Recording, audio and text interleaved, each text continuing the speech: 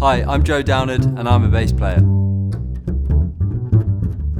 Over the next 3 videos, I'm going to take you through some really important aspects of developing as a musician. All of these things are applicable whether you're a singer or any instrument that you play. The first thing that we're going to go over is developing a practice routine.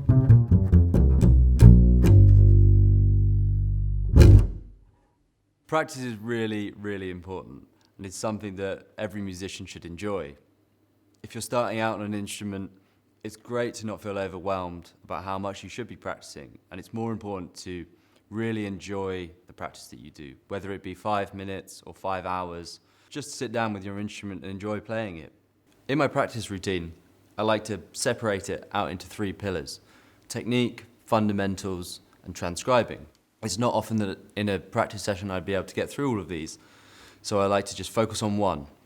Technique on your chosen instrument is really important, as it allows you to play your instrument in a comfortable way, gives you longevity on your instrument. For me, on the double bass, I have to focus on how my hands sit on the fretboard, or if you're a piano player, it's the way that you sit at the keyboard. The double bass, of course, is different to other bass instruments that might have frets, and so working on my technique is really important in my practice routine to ensure that I play this instrument in tune and with the right sound.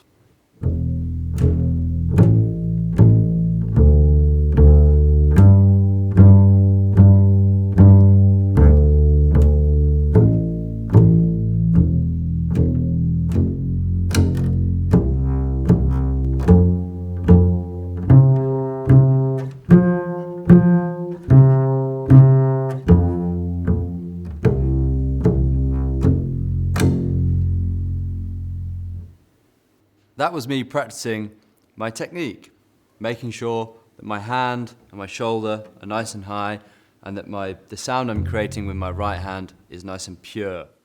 Working on the way that you hold your instrument or sit behind your instrument, like a piano or a guitar, or even holding a trumpet, is really important. This is called posture. To have good posture is to be comfortable behind your instrument and not feel like anything's hurting or straining.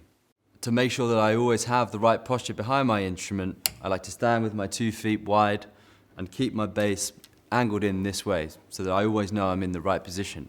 In my second pillar of practice, I like to focus on fundamentals. This might mean something like music theory, and scales in particular. A scale sounds like this. And I like to develop those scales and play them in inversions, which sound like this.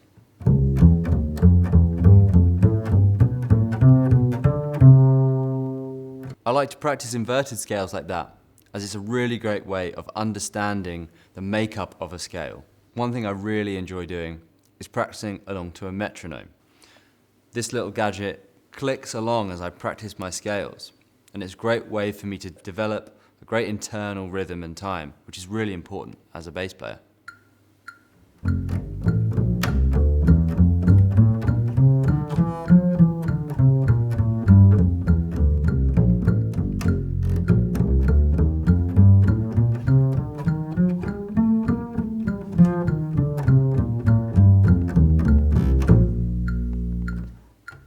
The third pillar of my practice routine is transcribing. And this is where you listen to some music, copy it, and try and play it on your instrument. For example, if you like a trumpet solo by Miles Davis, you'll listen to that record, learn some of his lines, and then try and play it on your instrument. And this is a really great way to develop your sound and the language that you play, if you like to improvise. And you can find out about transcribing in the next video. Although I said I only have 3 pillars in my practice routine, there is a 4th, and that is just to play your instrument, just to enjoy playing it at home with no stress or pressure on what you're doing. Just enjoy the sound that you're making, as it's really important to have fun as you play. If you're not a jazz bass player like me, there are loads of other things you can practice. Practice writing lyrics or writing songs on any of your instruments. That's a really great way to enjoy music. At the end of each tutorial video, I'm going to set you a task in relation to what I've spoken about. And here's the task for this tutorial. Build your own practice routine and think about the things that you want to work on. Can you divide it up into sections like I do? And most of all, enjoy playing your instrument. I hope you enjoyed that, and so let us know in the comments below how you're getting on with developing your own practice routine. For the next session, we're going to be looking at transcribing music and incorporating it into your own playing.